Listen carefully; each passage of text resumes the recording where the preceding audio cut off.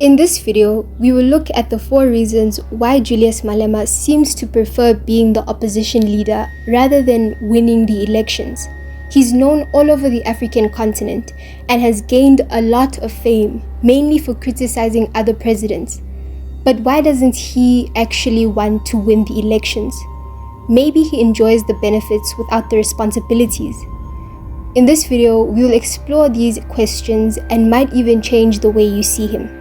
Let's get started. The first reason, or Julius Malema expose, is that he always says what the people want to hear. Julius Malema always seems to say exactly what the people want to hear, making him seem like he's speaking for everyone.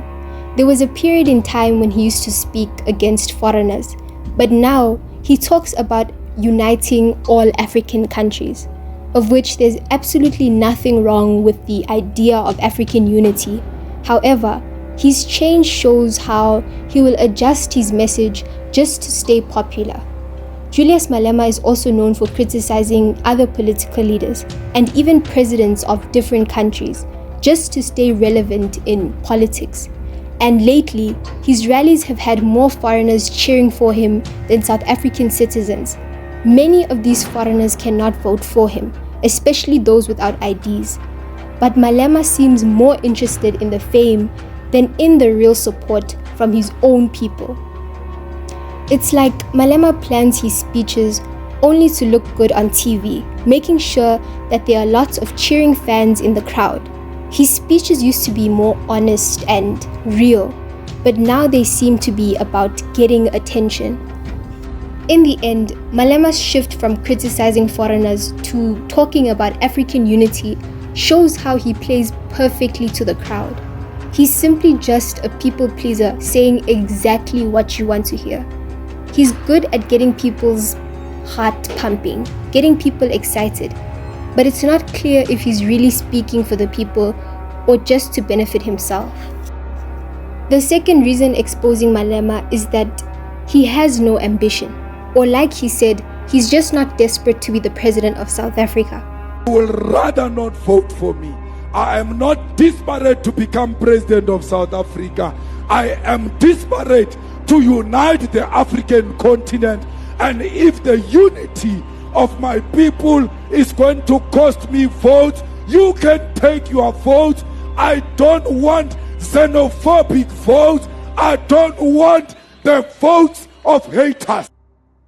You see, now the people of South Africa came out in large numbers on the 29 May 2024 elections and voted for Cyril Ramaphosa and the ANC to once again lead and govern the country instead of Julius Malema. Life and death is surely in the tongue, and he shouldn't have said what he said. It's self-sabotage. This is just proof of Julius Malema exposing his own hypocrisy. Deep down, he knows that becoming the president of South Africa is his greatest desire. However, he's more focused on pleasing people and gaining fame and attention across the continent, rather than concentrating solely on his South African supporters. Which leads to the question, why has he been campaigning for so long? What is he trying to achieve? Could it be the funds, perhaps? Malema's rallies are huge events with lots of red shirts, banners, and loud speeches. However, when you look closely, it seems like the main goals of these rallies is to get funds, rather than to talk about real political issues. The rallies attract big crowds and, most importantly, bigger donations. Take the 2024 elections, for example. Malema was loud and active as ever, but did he really try to win? It looked more like he was trying to put on a good show just to keep the people entertained, to trend for a few days, and then possibly even keep the sponsors happy. The rallies were frequent and grand, we'll give it to him there. But there wasn't much real discussion about policies. It seems like the goal was to keep the funds coming in rather than to govern the country, which leads to our third reason of discussion. How Julius Malema can be compared to Kenya's Raila Odinga, only the greatest opposition leader of all time. These two are birds of a feather. They're like two peas in a pod. Malema, He's famous all over Africa for his fierce criticism, and he loves to give fiery speeches about land reform and economic justice, rallying crowds with promises of taking land from the rich and then giving it back to the poor. But when it comes to actually implementing these ideas, Malema seems less enthusiastic. If he were president, he'd have to navigate the complex realities of the economy and make tough decisions that could have serious consequences. It's much easier for him to stay on the sidelines and criticize, enjoying the perks of being an opposition leader without the stress and accountability that comes with being in charge. Raila Odinga, on the other hand, has a similar story to Julius Malema. He has run for president all his life and seems to be more interested in the journey than he actually is in reaching the destination. Odinga is great at pointing out corruption in the Kenyan government. He knows how to highlight problems and rally support by promising reforms. However, if he were to win the presidency, he would have to clean up all the corruption by himself, which is a tiring task. Leading a country involves making tough decisions, dealing with the crisis, and being held accountable for the results. It seems as though Odinga prefers to remain as an influential critic, where he can keep pointing fingers without having to roll up his sleeves and fix the issues. Think of Malema and Odinga as professional critics. It's like a movie critic who always knows what's wrong with the movie, but never has had the opportunity to direct one. It's easy to say, I would have done it better, but actually doing it is a whole different story. Leading a country involves real problems, unpopular decisions, and constant public scrutiny. Why take on all that stress when you can stay in the limelight by just pointing out what others are doing wrong? And now for the concluding reason why he doesn't want to win the elections and why he prefers to stay the opposition leader is this.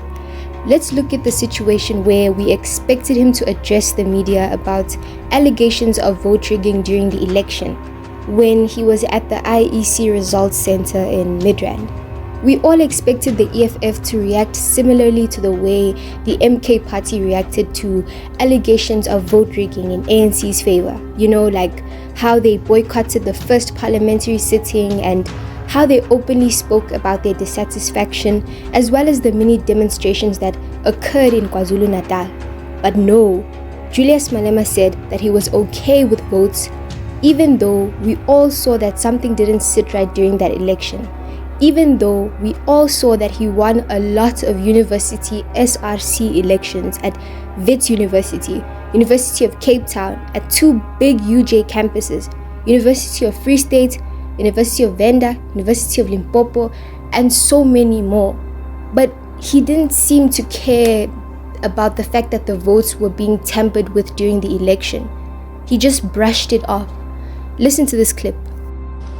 So we were doing very well. After 2019, we did well in 2019, and we did well in 2021. And then we had a slight decline now. Why? The people who were supporting President Zuma after 2019, I mean, when President Zuma was removed, they had no any other home because they didn't want Cyril. So they ended up coming to us, and not coming in a form of taking membership. But when it came to voting, they said, well, amongst other these parties, the closest to what we want is the EFF.